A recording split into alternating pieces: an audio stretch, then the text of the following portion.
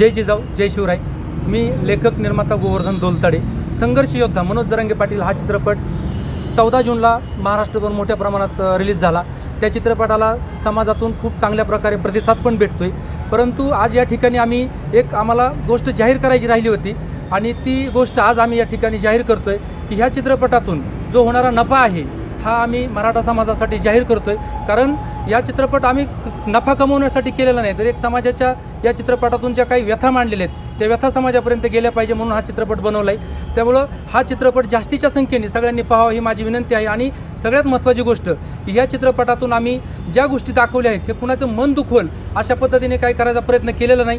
परंतु तरीसुद्धा जर कुणाचं या ठिकाणी मन दुखवत असेल तर त्या ठिकाणी मी त्यांचीसुद्धा दिलगिरी व्यक्त करतो. आणि हा चित्रपट नक्कीच सगळं महाराष्ट्रातून जास्तीच्या संख्येने पहा, कारण या चित्रपटातून होणारा नफा आम्ही समाजासाठी आज जाहीर करतो आहे. त्यामुळं